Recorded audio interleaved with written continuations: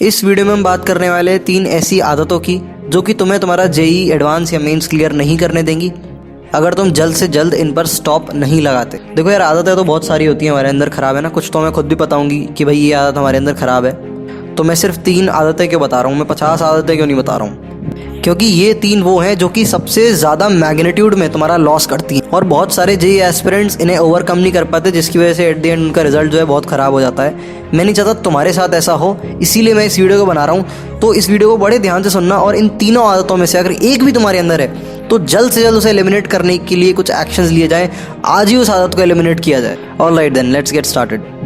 सबसे पहली आदत है not giving test papers regularly.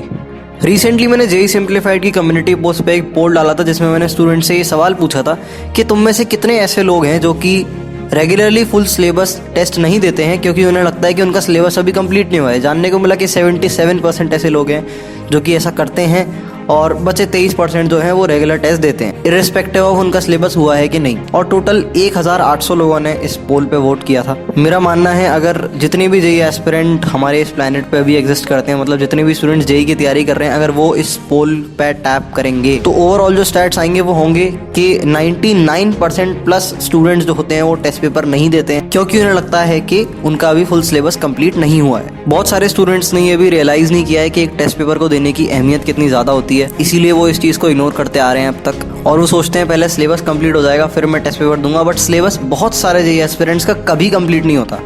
मैं यहाँ पर तुम्हें टेस्ट पेपर देने के कुछ फ़ायदे बता देता हूँ और टेस्ट पेपर ना देने के क्या नुकसान है ये भी बता देता हूँ। जो स्टूडेंट्स रेगुलर टेस्ट पेपर्स देते हैं वो इन जनरल ज़्यादा सिंसियर होते हैं एज़ कम्पेयर टू वो स्टूडेंट्स जो कि टेस्ट पेपर्स रेगुलरली नहीं देते। इसका रीज़न ये है कि टेस्ट देने वाले जेईई एस्पिरेंट को पता होता है कि उसकी प्रिपरेशन का करंट लेवल क्या है, कहाँ पर वो स्टैंड करता है और उसकी गलतियाँ क्या क्या हैं। तो ऐसा जो स्टूडेंट होता है वो ज़्यादा सिंसियरिटी की स्टेट में होता है और इसके अंदर एक डर बना होता है कि भाई पिछले टेस्ट में मेरे नंबर कम आए थे, तो एक डर बना होता है। इस डर के चक्कर में ये स्टूडेंट डिस्ट्रैक्ट भी बहुत कम ही होता है। बाकी जो स्टूडेंट्स होते हैं वो काफ़ी लाइट ज़िंदगी जी रहे होते हैं, उन्हें लगता है कि भाई मेहनत करते जाएंगे आ जाएंगे 150 200 300 नंबर तो आ ही जाएंगे, कोई दिक्कत नहीं है। पर वो ये बात नहीं जानते कि अगर वो अभी एक फुल सिलेबस टेस्ट दे लेंगे तो उनके उसमें 70-80 नंबर भी नहीं आएंगे। अगर वो ये देख लेते हैं फुल सिलेबस टेस्ट दे के तो वो काफ़ी डर जाएंगे और उनके पैरों के नीचे से ज़मीन खिसक जाएगी।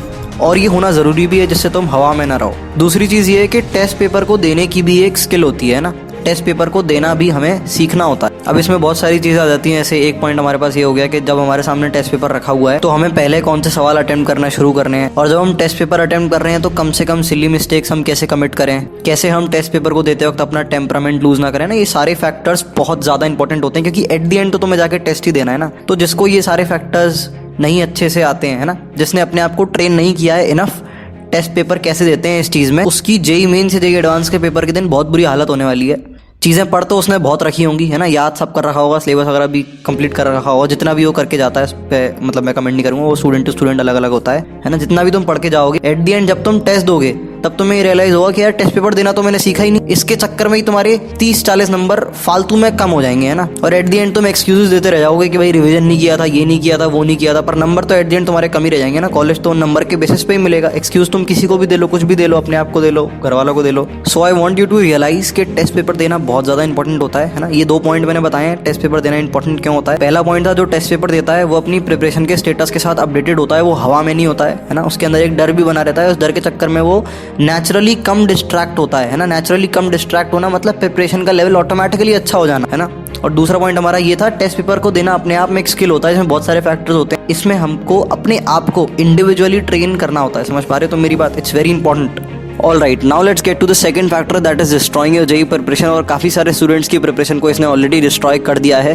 That is watching unnecessary content on social media platforms, specially YouTube and Instagram. Instagram पे हमारी रील्स हो गई, यूट्यूब पे हमारी शॉर्ट स्टोरीज़ की वीडियो हो गई, या फिर कॉमेडी की कोई वीडियो हो गई, कैरी मिनाटी हो गई, बीबी की वाइन्स हो गई, या फिर किसी टीचर की कॉन्ट्रोवर्सी की वीडियो हो गई। तो ये मेजरली एंटरटेनिंग कॉन्टेंट होता है जो कि काफ़ी सारे स्टूडेंट्स जो है देखना प्रेफर करते हैं आज के टाइम में, और इस चीज़ में वो अपने घंटों स्पेंड कर देते हैं डेली बेसिस पे, जो कि उनकी प्रिपरेशन पे बहुत ज़्यादा खराब इफेक्ट डालता है। देखो यार, अगर तुमने ये डिसाइड किया था कि ये 2 साल में मेजरली सिर्फ जेईई को देने वाला हूँ, तो तुम किसी और चीज़ को अपने दिन का इतना लार्ज पार्ट कैसे दे सकते हो। Also I am not saying कि एंटरटेनमेंट को बिल्कुल कंज्यूम करना बंद कर दो, बिल्कुल जीरो कर दो एंटरटेनमेंट, जेल में बंद होकर पढ़ने लग जाओ। ऐसे तो तुम पढ़ भी ढंग से नहीं पाओ। तो बहुत ज़्यादा जब हम पढ़ लेते हैं और हमें बहुत ज़्यादा एग्जॉस्टेड या फिर फ्रस्ट्रेटेड सा फील होता है तो हम 15-20 मिनट का कोई पीस ऑफ कंटेंट कंज्यूम कर सकते हैं जो कि एंटरटेनिंग हो। पर यहाँ पर बहुत सारे लोगों के साथ ऐसा हो रखा है कि अगर वो 15 से 20 मिनट का एंटरटेनमेंट कंज्यूम करने जाते हैं तो 20 मिनट जो है 30 हो जाते हैं, 30 40 हो जाते हैं, 40 120 हो जाते हैं, 120 160 हो जाते हैं, और इस तरह से 2-3 घंटे कब बीत जाते हैं उन्हें पता नहीं चलता।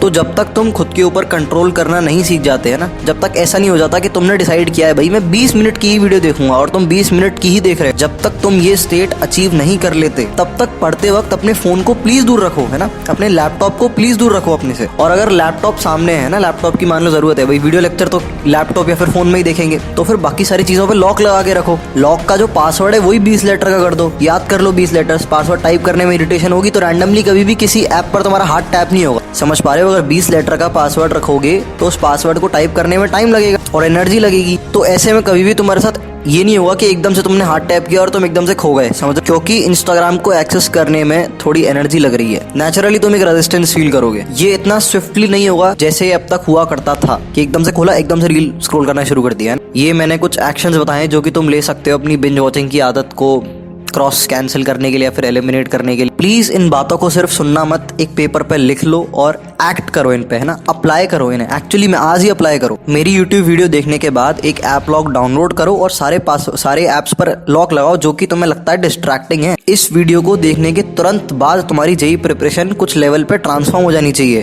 तब तो ये वीडियो काम की होगी। अकॉर्डिंग टू माई इंट्यूशन एक एवरेज जेईई एस्पिरेंट रोज 2 से 3 घंटे जो है बिंज वॉचिंग करता है। कभी तो वो 1 घंटे लगातार कर लेता है, कभी वो 1-1 2-2 मिनट के चंक्स में करता है, कभी 10-10 मिनट के चंक्स में करता है। इसको अगर हम पूरा सम अप कर दें तो मेरे हिसाब से सारे जेईई एस्पिरेंट्स का अगर हम एवरेज निकालेंगे, सारे जेईई एस्पिरेंट्स जो कि जेईई मेंस में सेलेक्ट हो जाते हैं ना, उनकी बात कर रहा हूँ, वो 2 घंटे का लगभग कंटेंट बिंज वॉच करते हैं डेली बेसिस पे। ये मैंने एक्सपीरियंस किया है, मैंने बहुत सारे स्टूडेंट्स को गाइड किया है, बहुत सारे स्टूडेंट्स से पर्सनली बात करी है, तो मुझे ऐसा लगता है कि इसका एवरेज 2 घंटे आएगा।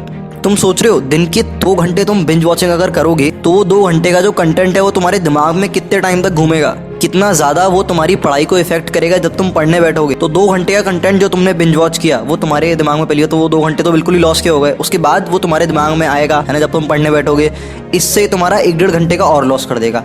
तो लगभग 3-4 घंटे का लॉस जो है हम क्रिएट कर चुके हैं 2 घंटे का कंटेंट बिंज वॉच करके। कुछ लोगों की हालत और बुरी होगी, वो 2 घंटे का नहीं 3-4-5 घंटे का कंटेंट भी बिंज वॉच करते होंगे। अगर ऐसा है तुम्हारे साथ तो कमेंट सेक्शन में बताओ मुझे और अपनी प्रॉब्लम को एक्सप्लेन कर सकते हो, I give you the solution. तो यहाँ पर हम एंड करते हैं अपनी सेकंड वाली आदत के साथ, that was binge watching unnecessary content, mostly YouTube और इंस्टाग्राम रील्स। और इसके मैंने सोल्यूशंस भी दिए हैं अपने हिसाब से, और हो सकता है तुम्हारा केस थोड़ा अलग हो तो तुम अपनी प्रॉब्लम को कमेंट सेक्शन में डिस्कस कर सकते हो। I will make sure that I will reply to every genuine comment. Next factor की बात करते हैं जो कि तुम्हारी प्रिपरेशन को बहुत ज्यादा पैमाने पे खराब कर सकता है या फिर बहुत सारे लोगों की प्रिपरेशन को कर भी दिया है, दैट इज इम्प्रॉपर गाइडेंस। तुम्हें क्या लगता है मैं यूट्यूब पे गाइडेंस की वीडियोस क्यों बना रहा हूँ, मैं स्ट्रेटेजाइजिंग की वीडियोस क्यों बना, क्योंकि ये वो चीज है जिसकी यहाँ पर कमी है। अगर मैं पर्सनली अपनी बात करूँ तो मेरा मेजर इंटरेस्ट जो है वो मैथमेटिक्स पढ़ने और पढ़ाने में था, बट बाद में मुझे रियलाइज हुआ कि मैथमेटिक्स के वीडियो लेक्चर्स से ज़्यादा स्टूडेंट्स को एक ढंग की स्ट्रैटेजी और ढंग की गाइडेंस की ज़रूरत, क्योंकि बहुत सारे टीचर्स कुछ तो भी बता रहे हैं और क्योंकि एक स्टूडेंट टीचर की रिस्पेक्ट करता है तो वो फॉलो करेगा। पर आई फील लाइक कि टीचर जो चीज़ बता रहा है उसने ढंग से एनालिसिस नहीं करी है अपनी। मैं इसका एक छोटा सा एग्जाम्पल देना चाहूँगा, बहुत सारे एग्जाम्पल्स है, मैं एक एग्जाम्पल देता हूँ। मैं नाम नहीं लूँगा किसी टीचर का यहाँ पे, बट एक यूट्यूब वीडियो थी जिसपे काफ़ी सारे व्यूज़ थे और वो एक बड़े कोचिंग इंस्टीट्यूट की थी और उसमें जो है टीचर्स कैलकुलेशन करा रहा था। वो बता रहा था कि 5-6 महीने में आप जेईई का फुल सिलेबस कैसे कंप्लीट कर सकते हो, है ना। तो कैलकुलेशन में कुछ ऐसा सीन था कि भाई इतने घंटे के भैया आप मेरे वीडियो लेक्चर्स देख लेना, तो जैसे 6 घंटे के आप रोज वीडियो लेक्चर्स देखोगे तो 4 महीने के हिसाब से हो जाएगा आपका 6 × 30 × 4, तो लगभग आपके 720 घंटे के जो वीडियो लेक्चर है वो आपके पूरे हो जाएंगे। और फिर उसने प्रैक्टिस का टाइम भी गिना दिया और अकॉर्डिंगली उसने मल्टीप्लाई डिवाइड करके टाइम को एडजस्ट कर दिया ना, टीचर ने ऐसा किया और स्टूडेंट्स को प्रूव करके रख दिया सामने उनके कि भाई तुम जेईई की प्रिपरेशन, जेईई का सिलेबस खत्म कर सकते हो 4 से 6 महीने में। आई डोंट एग्जैक्टली रिमेंबर 4 महीने थे 6 महीने थे, बट मैं तुम्हें यहाँ पर ये पॉइंट एक्सप्लेन करने वाला हूँ कि क्यों वो टीचर जरूरत से ज्यादा गलत था और उसकी वीडियो को अगर देखकर बहुत सारे स्टूडेंट ने वो स्ट्रैटेजी फॉलो करना शुरू कर दिया होगा तो उनकी प्रिपरेशन बहुत एक्सटेंड तक खराब हो गई होगी। अब आते हैं मैं क्या आर्ग्यूमेंट देना चाह रहा हूँ अपनी लॉजिकल, क्या मैं पॉइंट तुम्हें बताना चाह रहा हूँ कि उस टीचर ने क्या गलत किया। उसने ये कंसीडर किया कि 6 घंटे का तुम रोज वीडियो लेक्चर देखोगे, पर उसने इस चीज को कहीं पे कंसीडर नहीं किया कि उस 6 घंटे के वीडियो लेक्चर में से स्टूडेंट को कितना समझ आएगा, स्टूडेंट के अगर डाउट आएंगे तो वो डाउट कहाँ से जाके सॉल्व करेगा। और 6 घंटे का जो वीडियो लेक्चर होता है, तुम जानते हो, तुम जेईई एस्पिरेंट हो, तुम बहुत टाइम से वीडियो लेक्चर देख रहे हो, 6 घंटे के वीडियो लेक्चर को देखने में 8 से 9 घंटे लगते हैं, क्योंकि हमें बीच में रुकना भी होता है, कुछ चीजों को रिपीट भी करना होता है और साथ में नोट्स भी तो बनाने होते हैं यार। ये सारी चीजें कहाँ गई? तो यहाँ पर टीचर्स को बहुत ज्यादा प्रैक्टिकल होने की जरूरत है। डाउट्स के टाइम को कंसीडर ही नहीं किया, 6 घंटे के वीडियो लेक्चर को 6 घंटे का नहीं मानते, 8 से 9 घंटे का मानते हैं, इस चीज को भी कंसीडर नहीं किया। स्टूडेंट बीच बीच में डिस्ट्रैक्ट भी हो सकता है, डिप्रेस भी हो सकता है, इन सारी इनएफिशिएंसीज को कंसीडर नहीं किया। एक बड़ा ही आइडियलिस्टिक सा प्लानर बना के दे दिया कि भाई स्टूडेंट तो भगवान है, हो जाएगा काम। तो प्लीज इस तरह की फालतू वीडियोस के ट्रैप में ना फंसें। डेफिनेटली कुछ टीचर्स ऐसे भी हैं जो कि बहुत अच्छा कंटेंट प्रोवाइड कर रहे हैं इन टर्म्स ऑफ जो अपना पॉइंट ऑफ व्यू रखते हैं, जो भी स्ट्रैटेजीज वो बताते हैं, I really do admire them. और जो खराब बता रहे हैं, मैं उनको खराब नहीं बोल रहा, उनके कंटेंट को खराब बोल रहा हूँ, है ना। मुझे नहीं पता कि सामने वाला जब बता रहा है तो उसका इंटेंशन क्या है। हो सकता है वो तुम्हारे फायदे के लिए बता रहा हो पर वो चीज़ खराब बता दे रहा हो। At the end they are doing their work. तो डेली बेसिस पे सही गाइडेंस का तुम्हारे साथ होना बहुत ज़्यादा ज़रूरी है। और जो भी टीचर तुम्हें गाइड कर रहा है उससे तुम उसकी गाइडेंस के पॉइंट्स का लॉजिकल आर्ग्यूमेंट पूछो, है ना। सर इसका लॉजिकल रीजन क्या है, आपने जो मुझसे ये बोला इसका लॉजिकल रीजन क्या है, जिससे तुम खुद उस चीज़ को बाद में अप्लाई कर पाओ। यहाँ पर जो मैं वीडियोस बनाता हूँ मैं सिर्फ ऐसा नहीं करता कि भाई ये 4 पॉइंट है ये फॉलो कर लेना काम हो जाएगा। नहीं, मैं तुम्हें लॉजिकल रीजन बता रहा हूँ जिससे तुम खुद से उस चीज़ को अप्लाई करना सीख पाओ। नॉट जस्ट इन जेई के आगे किसी कंपटीशन की तैयारी करोगे या फिर कोई भी चीज़ करोगे जिसमें दिमाग लगता है, उसमें स्ट्रैटेजीज काम आएंगी अलग अलग तरीके से। और कौन सा टीचर सही गाइडेंस दे रहा है और कौन सा टीचर गलत गाइडेंस दे रहा है ये तुम्हें खुद के दिमाग से पता लगाना पड़ेगा, ये कोई और नहीं बता सकता आके। समझ रहे हो? तुम्हें ये चीज़ लॉजिकली सोचनी पड़ेगी कि ये सर ने बात सही बोली या फिर इसमें कोई गलती भी निकल सकती है या फिर कोई एक्सेप्शनल केस भी निकल सकता है। You don't have to blindly believe anyone. In fact मेरी बातों पर भी ब्लाइंडली बिलीव मत करो, समझ रहे हो। अगर मैंने जो भी बातें बोली हैं इसमें से कोई भी एक बात लॉजिकली गलत हो सकती है तो प्लीज़ कमेंट सेक्शन में आके प्रूव करो कि वो गलत है। इससे बढ़िया बात मेरे लिए और क्या होगी कि मेरी बात को तुमने गलत प्रूव कर दी। ऐसे में ही तो मुझे भी सीखने को मिलेगा। ऑलराइट, तो यहाँ पर हमने डिस्कस कर लिया है चौथे फैक्टर के बारे में जो कि तुम्हारी जेई प्रिपरेशन को खराब कर सकता है। तो इन तीनों फैक्टर्स को हमें ध्यान से समझना है और एक भी अगर प्रेजेंट है ना, एक भी अगर प्रेजेंट है तो उसको एलिमिनेट करने के लिए हमें आज एक्शंस लेने हैं जिससे तुरंत रिजल्ट आए। समझ रहे हो? एक्शंस लेने हैं जिससे कल के दिन ही तुम एक्सपीरियंस कर लो कि भाई चेंज हो गई है मेरी प्रिपरेशन, जिस तरह से हो रही थी उस तरह से नहीं चल रही है। Now it's better than before. This should happen at all costs. Also मुझे कमेंट सेक्शन में ये बताओ कि इनमें से इन 3 फैक्टर्स में से टू बी मोर प्रिसाइज कौन सा फैक्टर तुम्हारी जिंदगी में तुम्हारी जेई प्रिपरेशन की जर्नी में सबसे ज़्यादा डोमिनेंट रहा है। फैक्टर नंबर 1 या फिर फैक्टर नंबर 2 या फिर factor number 3। If you want to know about the 4th factor that is destroying your JEE preparation, you can check out our guidance group. जो भी हम piece of content बनाते हैं वो 2 पार्ट्स में डिवाइडेड होता है। एक पार्ट सिर्फ गाइडेंस ग्रुप के स्टूडेंट्स के लिए अवेलेबल रहता है which you can only access on our website, और दूसरा पार्ट YouTube पे पब्लिकली अवेलेबल रहता है। Guidance group comes with more features to it, so you can check it out from the link in the description.